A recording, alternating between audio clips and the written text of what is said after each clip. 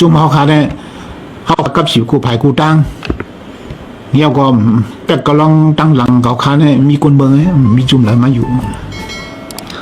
เขาขาเต็บตัดเลยหล่อๆเลี้ยวๆเบื่อกวางเถอะคนเมืองหวานเนี่ยเพราะว่าพี่น้องไต้เขาคู่ปองว่าเขาหลุดเลยหัดทำการเจรจาดมุกจุ่มเขาวางไว้ขนาด5 ปีค่ะ5 ปีเพื่อมีพี่น้อง2ก็พูดกันเฮ็ดพี่น้องไต้เขาอันอยู่ในเมืองไทยใช่ไหมเพราะว่ามีน้ำใจฮักเจอเคยอยู่เพราะใครบุกบองวันเมืองเขาอยู่นี่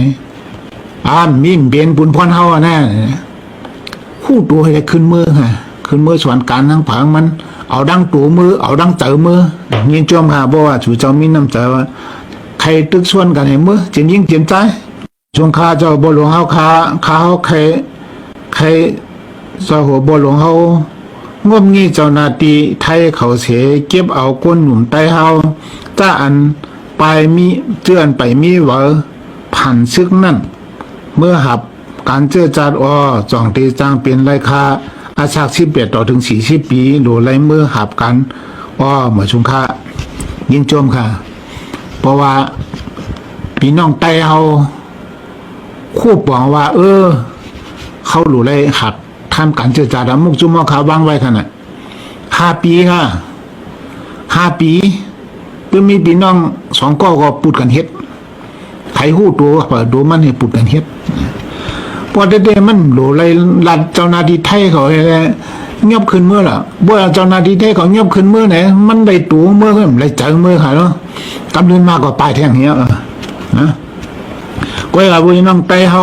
อันอยู่ในเมืองไทยใช่ไหมเพราะว่ามีน้ำใจฮักเจอเคยอยู่เพราะใครบุกบองวันเมืองเขาอยู่นี่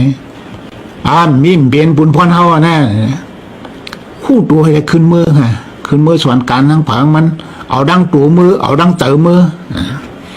เพื่อเจ้าหน้าที่ไทยเขาเงียบในได้ไล่ตัวมือหลายๆเจอถึงมีเมืองไทยก็ดึงเอามือหาวันก็ไปเจอเขาก็ได้เงียบขังในเลย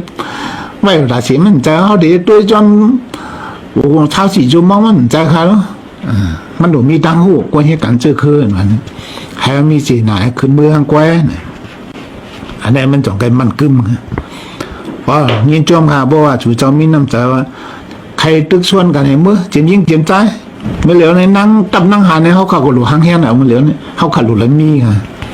พอเปิ้นก็มีเมื่อบนเราเลี้ยวบนนั่งมดพวกตับนั่งหาเอาค่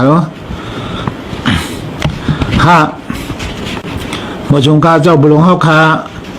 ลองเลือกตั้งอันเตถึงในสังวะปาติมันเขาเป้กว่าในจองเตมีลองหยับอันเตอุบกันกว่าแทงตั้งนานนั่นค่ะการเลือกตั้งนี่มันหลักไล่อย่างเผอเป้เผอซุ่มก็มันก็เต็มเหมือนเก่าขึ้นไม่เนาะกาเจอใบเมย์2008นะ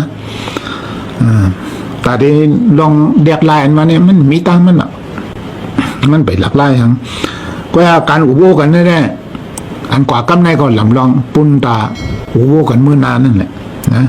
เพื่อเขามีข้อตกลงกันไว้ช้างเนี่ยเขาลงบองซึ่งมาเกิดขึ้นมาเนี่ยเขาเตะขึ้นจังคืออะไรเนี่ยเขาเลยอุบกันไว้เนี่ยมันก็เตะหยับว่ากว่ากำในมือนานเนี่ยลองน้ำหินมือนาแผนกันมีไว้ช้างเนี่ยเขาก็เลยอุบกันแทงใครถามว่าลองพ่อมโฮมอาเซียและLPPเนี่ยอุบโอกันฮอดถึงจันเลยยาวขากบมุงมองหนาแลย้อนถามค่ะ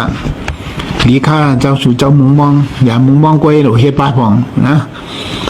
อันนี้ก็เขาขาก็คัดเจอเขายุ่มย้ำว่าเจ้าปังผ้าก็จะฮักคือก็มีนะกวยอีกหนึ่งเงาไล่เขาเจ้าจะไปจังใครเฮ็ดหลองพ่อผมใต้ต่อใต้เนี่ยไปใครเฮ็ดเต้ๆไหนนั่นก็มันอยู่ดีเขาเจ้านะก็บอกว่ากระป่วนมาเนี่ยเขาคันเนี่ยมันแตกแรงหรอกนะสิเขาเจ้าแตกแรงหรือรองพ่อมันเข้าขา2 จุ่มหนึ่งด้วยก็การเมื่อเหลียวเนี่ยเข้าขาก็คัดใจอุบโอกันอยู่เขาอยู่ยำว่าเมื่อนามาเงาลายดีบีบมาเว้ยเงาลายดีบีบมาเนี่ยมันมีอยู่เงาลายก้นเมืองบีบเงาลายยันสูบีบเงาลายกัมพาบีบ